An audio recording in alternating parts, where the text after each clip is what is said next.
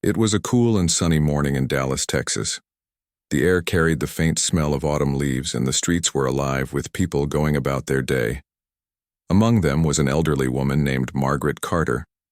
She had lived a long and fulfilling life, raising her children, working hard, and always finding joy in the little things.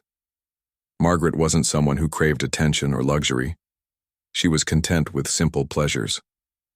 But today, she felt like doing something special.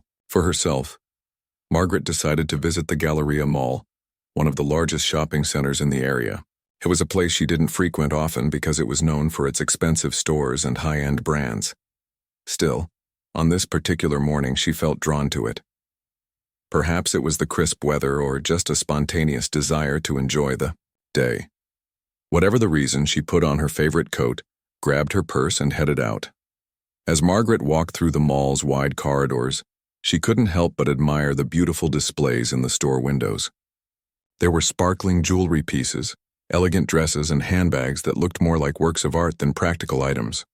Despite not being interested in buying anything extravagant, Margaret found herself smiling at the creativity and effort behind each display. Her steps eventually led her to a boutique called Velvet Elite. The name alone sounded fancy, and the glass windows gleamed under the soft lights of the mall. Inside, mannequins wore designer outfits, and shelves were lined with products that seemed to shout exclusivity. Margaret paused for a moment, feeling slightly out of place but curious nonetheless. She thought maybe she could find a nice scarf or a small gift for her grandchildren. With that idea in mind, she pushed open the door and stepped inside. Moment. Margaret entered, she noticed the atmosphere shift. The store was quiet, almost too quiet, and the air smelled faintly of perfume. A few customers browsed the racks, their outfits clearly expensive and carefully chosen. Margaret glanced around, taking in the sleek furniture and polished floors. It all felt so pristine, almost intimidating. She reminded herself that she was only there to look, nothing more. A young man approached her almost immediately. His name tag read Ryan, and he wore a suit that looked tailor-made. He smiled politely, but there was something distant in his expression. "Can I help you with anything?" he asked, his tone formal yet slightly detached. Margaret returned the smile, trying to appear confident despite feeling a bit uneasy. "Oh, no, thank you," she replied softly. "I'm just looking around." Ryan nodded but didn't leave. Instead, he lingered nearby, watching her as she moved toward a rack of scarves. Margaret picked up one of the scarves, admiring its soft texture and vibrant color. For a brief second, she considered buying it, thinking it might brighten her wardrobe. But then Ryan spoke again, his voice cutting through the silence. "I'm sorry, ma'am," he said, stepping closer, "but this store is reserved for our VIP clients only. If you're interested in browsing, we recommend checking out some of the other stores in the mall." Margaret froze, her fingers still resting on the scarf. She turned to face him, her heart sinking at his words. I see," she managed to say, forcing a polite smile even though her cheeks burned with embarrassment. "Thank you for letting me know." Without waiting for a response, Margaret placed the scarf back on the rack and hurried toward the exit. Once outside, she took a deep breath, trying to calm the mix of emotions swirling inside her. She wasn't angry exactly, more disappointed and hurt. She understood that some places catered to specific clientele, but she hadn't expected to be treated so coldly. After all, she hadn't done anything wrong. She was just a regular person trying to enjoy her day. Margaret walked slowly away from the store, her thoughts heavy. She wondered if anyone else had ever felt the same way she did right now, unwelcome, judged, and dismissed simply because of how they looked. She knew she could have confronted Ryan or demanded answers, but that wasn't her nature. Margaret believed in kindness and understanding, even when others didn't extend the same courtesy to her. Later that afternoon, Margaret returned home. Her son, Chuck Norris, greeted her at the door with his usual warmth. Known around the world for his incredible martial arts skills and acting career, Chuck was also admired for his humility and respect for others. To Margaret, however, he was simply her boy.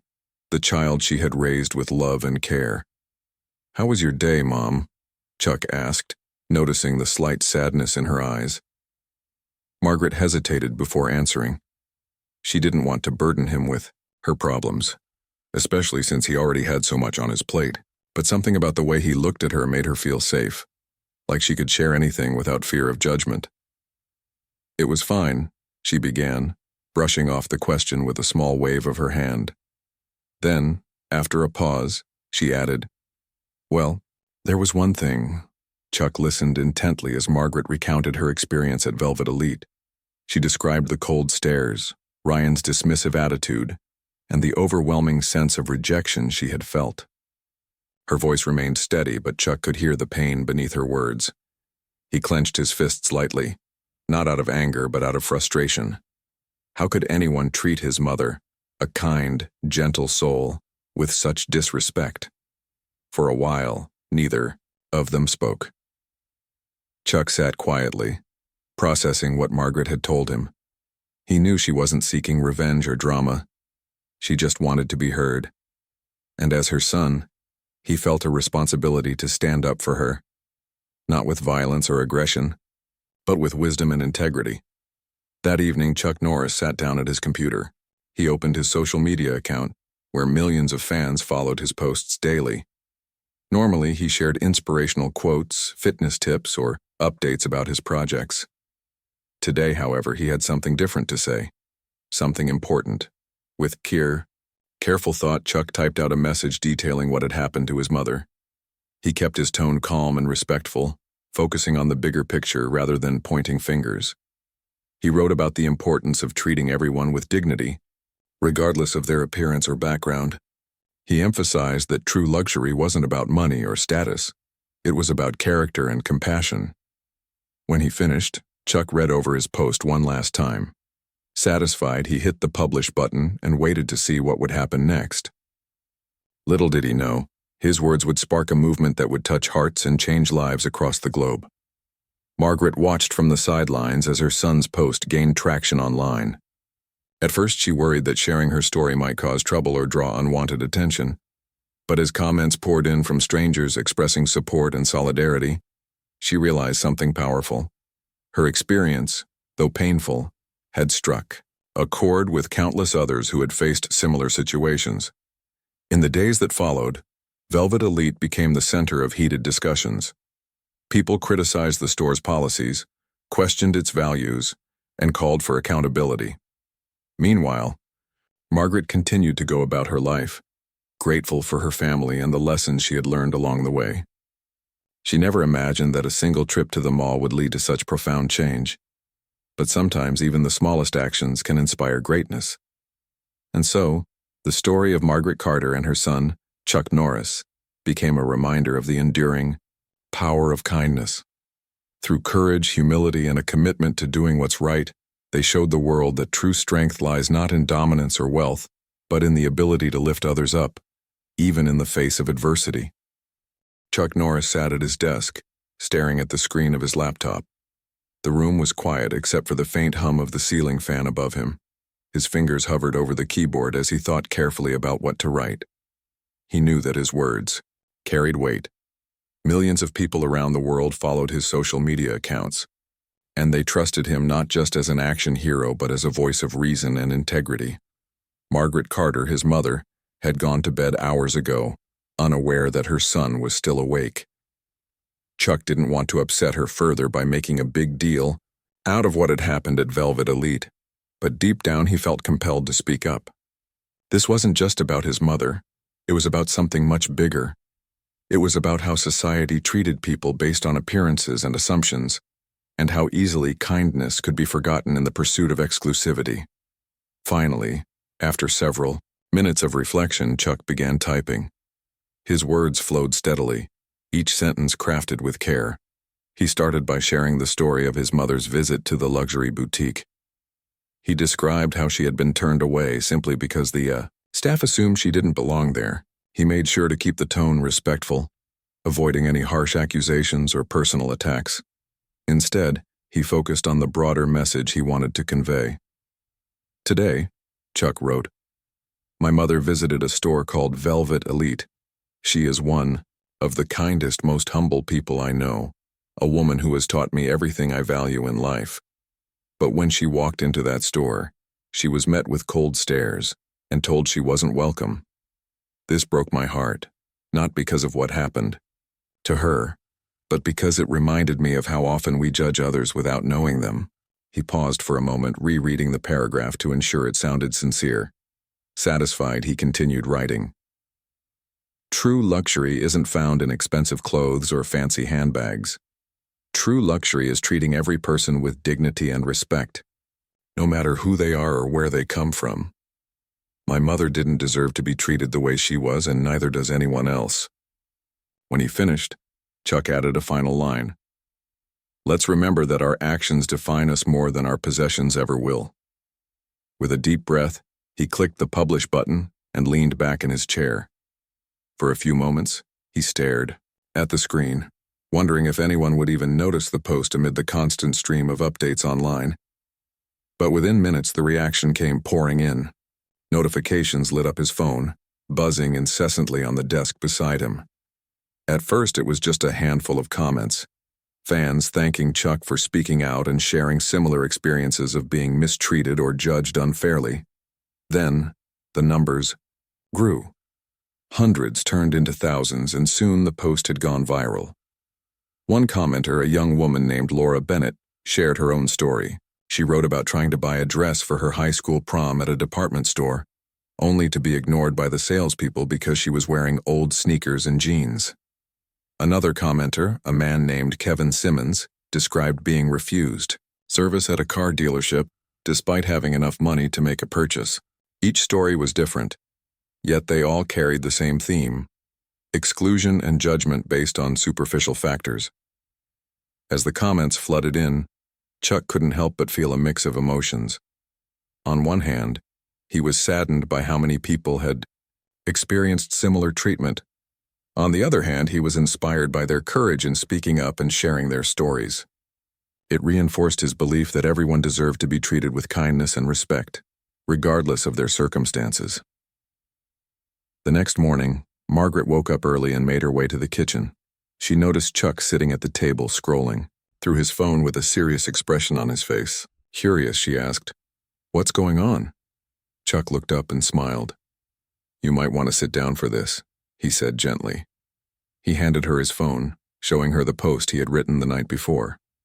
Margaret read it slowly, her eyes widening as she realized what he had done. "Oh, Chuck," she said softly, her voice filled with both pride and concern. "I didn't mean for you to make such a fuss." "It's not a fuss, Mom," Chuck replied. "This is important. People need to hear this message, and your story is the perfect example of why." Margaret nodded, though she still seemed unsure. She didn't like drawing attention to herself, but she also understood that her son had a platform that could make a difference. If sharing her experience could help others feel less alone, then maybe it was worth it. Meanwhile, the backlash against Velvet Elite began to escalate. News outlets picked up the story, and soon it was trending on social media platforms worldwide. Customers who had previously shopped at the boutique started questioning its values. Why should they support a business that treated people so poorly? Employees of the store also began speaking out, revealing the pressure they faced to maintain an image of exclusivity at the expense of basic human decency. One employee, a young woman named Rachel Dawson, posted a video explaining how she had been instructed to turn away customers who didn't fit the brand. She admitted feeling uncomfortable with these policies, but feared losing her job if she spoke up. Her honesty resonated with viewers, adding fuel to the growing fire of criticism aimed at Velvet Elite. Back at the store, management scrambled to respond to the mounting pressure. They issued a statement claiming that their goal was to provide a unique shopping experience for their VIP clients, not to intentionally exclude anyone. However, the public wasn't convinced. Many saw the explanation as an excuse rather than a genuine apology. Sales plummeted, and loyal customers began boycotting the brand. Despite the chaos surrounding Velvet Elite, Chuck remained focused on the bigger picture. He wasn't interested in revenge or tearing the store down. What mattered to him was sparking a conversation about inclusivity and respect. Every comment, every story shared online brought him closer to achieving that goal. One evening, while checking his messages, Chuck received an email from someone unexpected.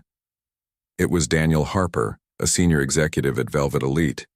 In the email, Daniel expressed regret for what had happened and asked for a meeting to discuss ways to improve the store's practices. He acknowledged that the company had lost sight of its original mission and hoped to work with Chuck to rebuild trust. At first, Chuck hesitated. He wasn't sure whether meeting with Daniel would accomplish anything meaningful. But after discussing it with Margaret, he decided to give the executive a chance. If Velvet Elite truly wanted to change, then perhaps this was an opportunity to create something positive out of a negative situation. The following week, Chuck met with Daniel at a small cafe near the mall.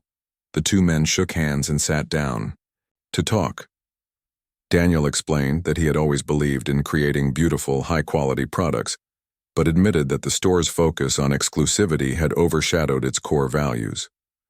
He asked Chuck for advice on how to move forward in a way that honored both the brand and the community. Chuck listened thoughtfully before responding. "Change starts with action," he said. "It's not enough to say you're sorry. You have to show people that you mean it. Train your staff to prioritize kindness over appearances. Host events that bring people together instead of dividing them.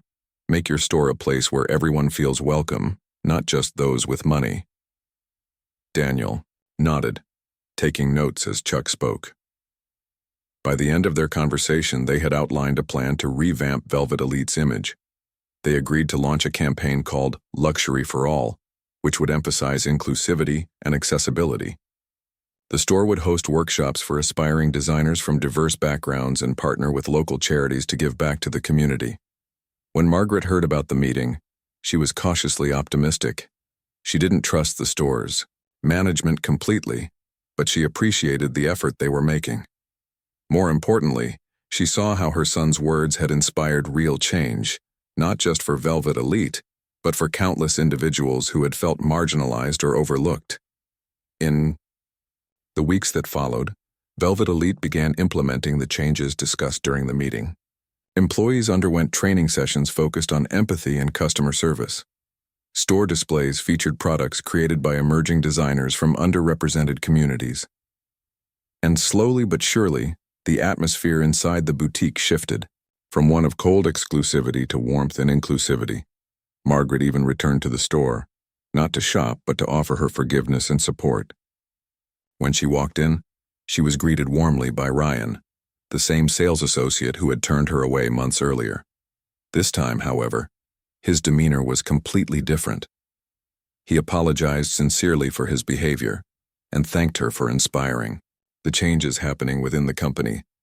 As Margaret left the store, she felt a sense of peace wash over her. She knew that mistakes had been made, but she also believed in the power of redemption. Everyone deserved a second chance, including Velvet Elite. And thanks to her son's leadership and determination, the world had taken a step toward becoming a kinder, more compassionate place. Chuck watched from afar as the ripple effects of his post continued to spread. He never sought fame or recognition for standing up for his mother, but he was grateful for the opportunity to make a difference. Through simple acts of courage and compassion, he had shown the world that true strength lies not in dominance or wealth, but in the ability to lift others up, even in the face of adversity. The changes at Velvet Elite didn't happen overnight. It took weeks of hard work, honest conversations, and a lot of trial and error to turn the store's reputation around. Daniel Harper, the senior executive who had met with Chuck Norris, was determined to make things right. He knew that rebuilding trust wasn't just about issuing apologies or making empty promises. It required real action. And so, he threw himself into the process, working closely with his team to ensure that every decision aligned with the new vision for the store. One of the first steps was retraining the staff. Daniel hired a consultant named Lisa Monroe, an expert in customer service and workplace culture. Lisa spent several days observing how employees interacted with customers and identified areas where they could improve. She noticed that many of the sales associates were hesitant to engage with people who didn't fit their idea of a typical client. This mindset, though unintentional, created barriers that made some shoppers feel unwelcome. Lisa organized workshops where employees learned the importance of treating everyone equally, regardless of their appearance or background. She emphasized empathy, encouraging them to see each customer as a person with unique needs and desires, rather than judging them based on stereotypes. Role-playing exercises helped the staff practice these skills in realistic scenarios. For example, they practiced greeting someone dressed casually versus someone wearing designer clothes, ensuring that their tone and body language remained consistent. Ryan, the young man who had turned away Margaret Carter months earlier, attended every session. At first, he struggled with guilt and shame over his past actions. But as the training progressed, he began to understand why change was necessary. He realized that his behavior hadn't been malicious. It had simply been a reflection of the environment he worked in. Now, however, he saw an opportunity to do better.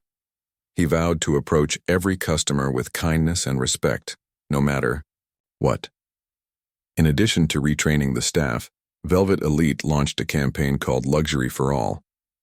The goal was to redefine what luxury meant, not just expensive products, but experiences that celebrated diversity and inclusivity. Posters featuring models of different ages, races, and body types adorned the walls of the store. Displays highlighted items crafted by designers from underrepresented communities, giving them a platform to showcase their talent. Customers were invited to participate in workshops where they could learn about fashion design, jewelry making, and other creative skills. To further connect with the community, Velvet Elite partnered with local charities. They hosted events such as clothing drives and fundraisers, donating proceeds to organizations that supported families in need. One particularly successful event was a Design for a Cause competition, where aspiring designers submitted sketches for a limited edition handbag. The winning design was produced and sold exclusively at the store, with all profits going to a scholarship fund for students pursuing careers in fashion.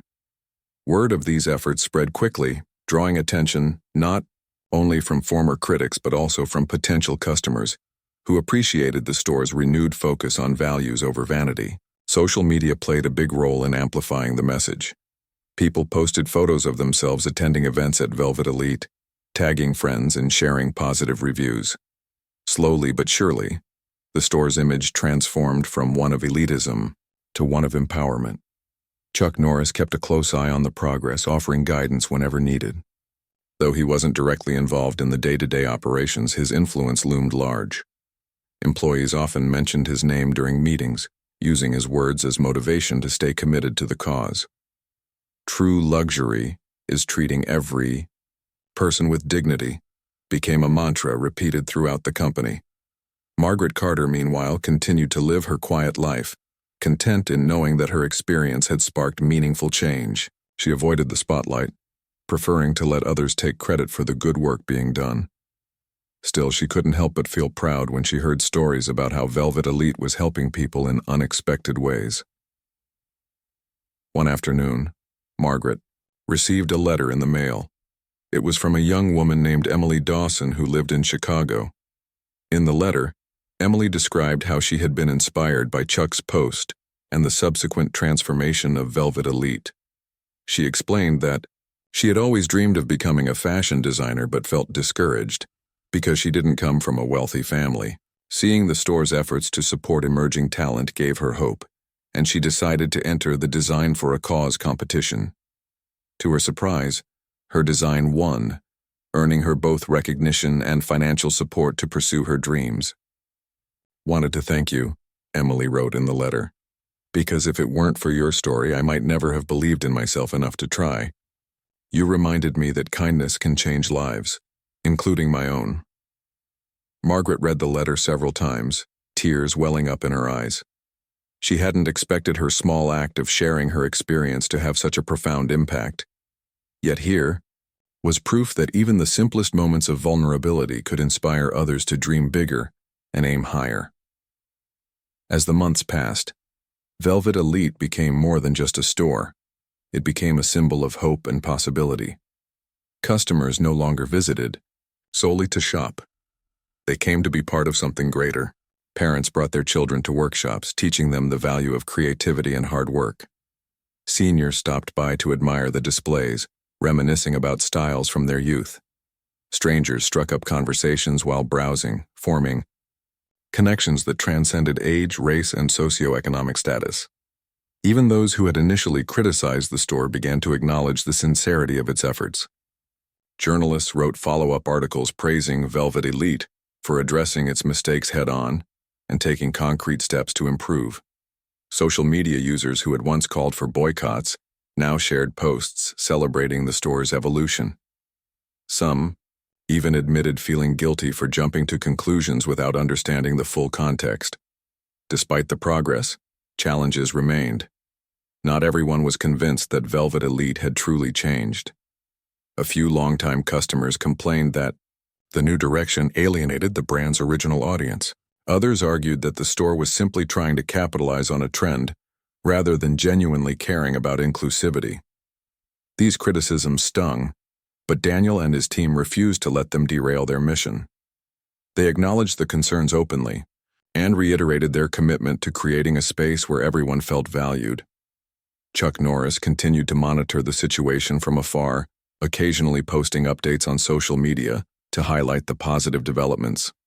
His followers responded enthusiastically, sharing their own stories of overcoming adversity and finding strength in kindness. What had started as a single post about his mother's experience had grown into a global movement, uniting people from all walks of life under a shared belief in compassion and respect. For Margaret, the journey was bittersweet. On one hand, she was grateful for the opportunities it had created, not just for herself but for countless others. On the other hand, she sometimes wished she could return to the simplicity of her old life, free from the weight of public attention. But she reminded herself that growth often required stepping outside of comfort zones. And if her story could help even one person feel seen and valued, then it was worth it. By the end of the year, Velvet Elite stood as a testament to the power of redemption and resilience. It proved that businesses could thrive while staying true to human values, that success wasn't measured by profit margins alone but by the lives touched along the way. Margaret Carter may have entered the store as an ordinary shopper, but she left as a catalyst for extraordinary change. And through it all, Chuck Norris remained steadfast in his belief that true strength lies not in dominance or wealth but in the ability to lift others up. By standing up for his mother and sharing her story, he had shown the world that kindness, simple, unassuming kindness, could move mountains. As the months rolled on, Velvet Elite became more than just a store. It evolved into a hub of connection, creativity, and community. The changes Daniel Harper and his team had implemented weren't just cosmetic. They were deeply rooted in the belief that businesses should serve people, not exclude them. Every decision they made was guided by this principle, and it showed in the way customers interacted with the store and each other. One of the most significant shifts was how employees treated shoppers. Gone were the days when someone might be ignored or turned away because they didn't look the part. Now every person who walked through the doors was greeted warmly, no matter what they wore or how much money they had. Sales associates like Ryan took pride in their new roles, seeing themselves not as gatekeepers but as hosts welcoming guests into a space where everyone belonged. The transformation wasn't lost on the customers either. Many noticed the difference immediately. A woman named Patricia Allen, who had avoided luxury stores for years due to feeling unwelcome, decided to give Velvet Elite another chance after hearing about its efforts. She walked in nervously, expecting the same cold treatment she'd received elsewhere. Instead, she was met with smiles and genuine interest from the staff. By the time she left, she had purchased a scarf and signed up for a workshop on jewelry making. "I never thought I'd feel comfortable in a place like this," Patricia said later, "but now I can't wait to come back." Stories like Patricia's became common. People shared their experiences online, posting photos of themselves at events or tagging friends to join them for workshops. Social media buzzed with positive comments, and Velvet Elite's reputation continued to improve. What had once been a symbol of exclusivity was now celebrated as a beacon of inclusivity. Margaret Carter, though she preferred staying out of the spotlight, found herself drawn back to the store occasionally. She attended a few events, marveling at how different the atmosphere felt compared to her first visit. Employees recognized her immediately and thanked her for inspiring the changes. Margaret, ever humble, brushed off the praise, insisting that the credit belonged to those doing the hard work day in and day out. Chuck Norris remained involved behind the scenes, offering advice whenever Daniel needed it. Though he stayed out of the public eye, his influence was undeniable. His message of kindness and respect resonated deeply with both employees and customers. During one meeting, Daniel joked that Chuck's words had become the unofficial motto of the company. True, luxury is treating every person with dignity. Despite the progress, challenges still arose. Some longtime clients grumbled about the store's new direction, claiming it had strayed too far from its original identity. Others accused Velvet Elite of being insincere, suggesting the changes were merely a PR stunt to win back customers. These criticisms stung, but Daniel refused to let them derail the mission. He addressed the concerns openly, acknowledging that change wasn't easy but emphasizing that it was necessary. "We're not perfect," Daniel admitted during an interview with a local news station. "But we're trying. And if we make mistakes, along the way we'll own them and keep moving forward. Our goal is to create a space where everyone feels valued, not just some people, but all people." His honesty won over skeptics, many of whom softened their stance after witnessing the tangible impact of the store's efforts. One former critic, a man named Robert Harris, wrote a heartfelt apology on social media after attending a charity event hosted by Velvet Elite. "I judge them too quickly," he admitted. "What they're doing now isn't just good business, it's good humanity." The ripple effects of Velvet Elite's transformation extended far beyond its walls.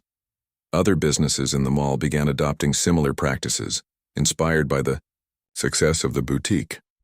Stores that had once focused solely on profit started hosting community events and partnering with local organizations. The entire shopping center took on a friendlier, more inclusive vibe, drawing in customers who had previously avoided it.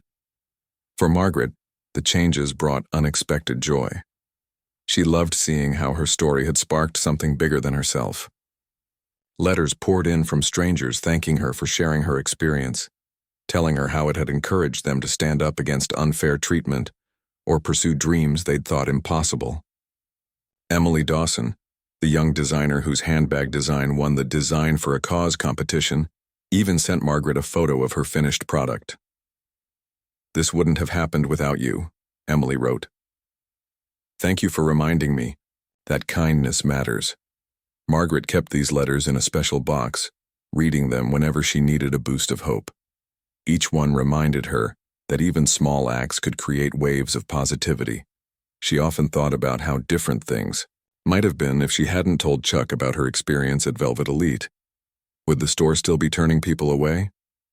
Would Emily have found the courage to enter the competition? Would anyone else have realized the importance of treating others with dignity? These questions lingered in her mind, but she didn't dwell on them for long. Instead, she focused on the present, the friendships she'd formed, the lives she'd touched, and the lessons she'd learned along the way. Margaret knew that life wasn't always fair, but she also believed that adversity could lead to growth if approached with grace and resilience. Chuck, too, reflected on the journey. He had always known the power of storytelling, but this experience reinforced it in ways he hadn't anticipated. By simply sharing his mother's story, he had ignited a movement that transcended borders and cultures. People from around the world reached out to thank him, sharing their own tales of overcoming prejudice and finding strength in vulnerability. It reminded him why he used his platform: to inspire others to do better, be better. One evening, Chuck sat down with Margaret to talk about everything that had happened. They sat in the living room, sipping tea and watching the sunset paint the sky in shades of orange and pink. For a while, neither of them spoke, content to enjoy the quiet moment together. "You know," Chuck said finally, breaking the silence, "I think this whole thing has taught us something important." "What's that?" Margaret asked, raising an eyebrow curiously. That kindness isn't just a virtue, it's a choice. Every day we decide whether to lift people up or tear them down. And when we choose kindness, amazing things can happen. Margaret nodded, her eyes glistening with unshed tears. "You're right," she said softly. "Kindness doesn't cost anything, but it means everything." Their conversation drifted to lighter topics, family plans, upcoming holidays, and memories from the past. But the weight of Chuck's words stayed with Margaret long after he went to bed. She realized that while the world often seemed divided, moments of connection and compassion had the power to bridge gaps and heal wounds. If one act of exclusion could spark outrage, then surely one act of inclusion could ignite hope. The next morning, Margaret woke up early and decided to take a walk. As she strolled through the neighborhood, she noticed subtle signs of change everywhere. Neighbors waved hello, children played in the park, and strangers smiled as they passed by. It was a small reminder that the values Velvet Elite had embraced, respect, empathy, and inclusivity, weren't limited to businesses. They were principles that could guide everyday interactions, shaping communities in meaningful ways. When Margaret returned home, she found Chuck waiting for her on the porch. He held a newspaper in his hands, the headline catching her attention: "Velvet Elite named Most Inclusive Retailer of the Year." The article praised the store's efforts to redefine luxury and highlighted the impact it had on the community. Margaret chuckled, shaking her head in disbelief. "I guess your little post really did start something big," she said, sitting beside him. "It wasn't my post," Chuck replied, placing an arm around her shoulders. "It was your courage, Mom. You showed me, and the world, that standing up for what's right doesn't require grand gestures. Sometimes it's as simple as saying, 'This isn't okay.'" Margaret leaned into her son's embrace, feeling a deep sense of gratitude. She didn't consider herself brave or extraordinary, but she understood now that bravery wasn't about being fearless. It was about choosing to act despite fear, trusting that even small actions could lead to big changes. As the weeks turned into months, Velvet Elite continued to thrive. Its success wasn't measured by sales figures alone, but by the lives it touched and the connections it fostered. Employees found fulfillment in their work, knowing they were contributing to something greater than themselves. Customers returned not just for products but for the sense of belonging the store provided. And through it all, Margaret Carter remained a quiet yet powerful presence, a reminder that kindness, humility, and integrity could inspire millions. Her story proved that true strength lies not in dominance or wealth but in the ability to lift others up, creating a world where everyone has a place to belong. Chuck often thought about how proud he was of his mother, not just for enduring hardship, but for handling it with grace and dignity. He knew that her legacy would live on, not in headlines or awards, but in the hearts of those she had inspired. Together, they had shown the world that even in the face of adversity, compassion could prevail. And that was a lesson worth remembering forever. As time went on, the story of Margaret Carter and Velvet Elite became more than just a tale of exclusion and redemption. It grew into a symbol of hope, a reminder that even in moments of pain or injustice, there was always an opportunity to learn, grow, and make things right. The changes at the boutique had sparked something greater, inspiring people far beyond its walls to reflect on their own actions and values. Velvet Elite wasn't perfect, and no one expected it to be. There were still days when challenges arose, customers with complaints, employees struggling to adjust, or critics questioning the sincerity of the store's mission. But what set the business apart now was its willingness to listen, adapt, and keep moving forward. Every obstacle was seen as a chance to improve, every mistake as a lesson learned. One of the most remarkable outcomes of the transformation was the way it brought people together. The store had become more than a place to shop. It was a meeting, ground where strangers could connect over shared interests and experiences. Workshops, charity events, and community gatherings fostered relationships that extended beyond the mall. Customers who had once felt like outsiders found themselves welcomed not only by the staff, but also by fellow shoppers. For Margaret, this shift was particularly meaningful. She loved seeing how the store had evolved from a cold, unwelcoming space into a warm, inclusive environment. On occasion, she would visit Velvet Elite, not to buy anything but simply to observe the interactions around her. She noticed mothers teaching their children about kindness while browsing shelves, elderly couples reminiscing about fashion trends from decades past, and young designers proudly showcasing their creations. Each moment reinforced her belief that small acts of compassion could create ripples of change. Chuck Norris continued to play a quiet yet influential role in Velvet Elite's journey. Though he remained humble, avoiding the spotlight whenever possible, his words carried weight. People often quoted him during meetings or discussions, using his messages of respect and empathy as guiding principles. Employees began referring to him as the heart behind the brand, a title Chuck found both amusing and humbling. Daniel Harper, the executive who had spearheaded the changes, credited much of the store's success to Chuck's vision. He reminded us why we're here, Daniel said during an interview. It's not about selling products, it's about serving people. That's the true meaning of luxury. The impact of Velvet Elite's transformation reached far beyond Dallas. News outlets across the country covered the story, highlighting how a single act of exclusion had led to widespread reflection and growth. Other businesses took note, adopting similar practices to ensure they treated all customers with dignity. Some even reached out to Velvet Elite for advice, eager to learn how to create environments that celebrated inclusivity and diversity.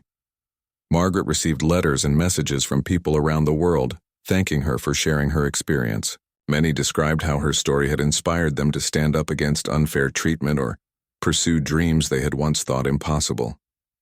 A teenage girl named Sarah wrote to say that she had been bullied at school but found strength in Margaret's example. "You showed me that I don't have to let others define me," Sarah wrote. "I can rise above it and choose kindness instead." Reading these notes filled Margaret with gratitude. She never imagined that her simple decision to share her story would touch so many lives. Yet she understood that vulnerability had its own kind of power, the ability to unite people through shared struggles and triumphs. Chuck often joined Margaret when she read the letters, marveling at the ripple effect of her courage. He reminded her that none of this would have happened if she hadn't trusted him enough to confide in him. "You didn't just inspire me," he told her one evening. "You inspired millions, and you did it without even realizing it." Margaret smiled, brushing off the compliment as she always did. "It wasn't me, Chuck," she said softly. "It was the message. Kindness speaks louder than any one person ever could." Her words stayed with Chuck long after their conversation ended. They reminded him of something his mother had taught him years ago, that real strength lies not in physical power, but in the ability to lift others up. Whether it was through martial arts, acting, or speaking out against injustice, Chuck had always strived to embody that lesson. Now, watching Margaret's story unfold, he saw firsthand how profoundly it resonated with others. As the months passed, Velvet Elite continued to thrive. Its reputation as an inclusive, community-focused business attracted new customers while retaining loyal ones. Employees found joy in their work, knowing they were contributing to something meaningful. Even those who had initially criticized the store admitted that its efforts were genuine, praising its commitment to creating a welcoming space for everyone. But perhaps the most beautiful part of the story was how it brought Margaret and Chuck closer together. Their bond had always been strong, built on years of love and mutual respect. Yet this experience deepened it in ways neither of them had anticipated. Margaret saw her son not just as her child, but as a leader capable of inspiring millions. Chuck, in turn, recognized his mother not just as a parent, but as a role model whose humility and grace had shaped him into the person he was today. One afternoon, Margaret and Chuck decided to take a walk through the Galleria Mall. As they strolled past Velvet Elite, Margaret paused for a moment, gazing at the gleaming windows and vibrant displays. Inside, shoppers laughed and chatted, completely at ease in the space. Employees greeted them warmly, their smiles genuine and inviting. "You know," Margaret said, turning to Chuck, "I never thought I'd feel proud walking into that store." "And now?"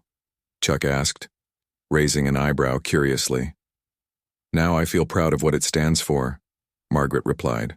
"It's proof that change is possible if we're willing to try." Chuck nodded, placing a hand on her shoulder. "That's the thing about kindness, Mom. It doesn't just change others. It changes us too."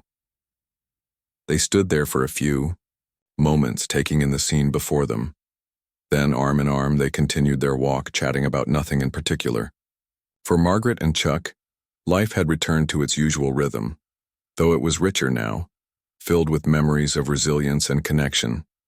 In the years that followed, Velvet Elite remained a shining example of what businesses could achieve when they prioritized humanity over profit. Its story served as a reminder that true luxury wasn't found in material possessions, but in the way people treated each other. And Margaret Carter's name became synonymous with courage and compassion, a testament to the power of standing up for what's right, even in the face of adversity. Chuck often reflected on the journey, grateful for the lessons it had taught him. He realized that while fame and success came with their own rewards, nothing compared to the fulfillment of making a positive difference in the world. Through his mother's example, he had learned that kindness wasn't just an action, it was a way of life. And so the story of Margaret Carter and Velvet Elite came full circle. What had begun as a painful encounter in a high-end boutique had blossomed into a movement that touched hearts and changed lives. It proved that even the smallest acts of courage could inspire greatness, that in a world often divided by differences, compassion had the power to unite. Margaret may have been an ordinary woman, but her choice to speak up made her extraordinary. Chuck may have been a legendary figure, but his decision to amplify her voice made him unforgettable. Together, they showed the world that true strength lies not in dominance or wealth, but in the ability to lift others up, even when it feels difficult or uncomfortable. As the sun set over Dallas, casting golden light across the city, Margaret and Chuck sat side by side on their porch, watching the sky fade into twilight. Neither of them spoke. They didn't need to. In that quiet moment, surrounded by the beauty of the evening, they knew they had done something remarkable. Not for recognition or reward, but because it was the right thing to do.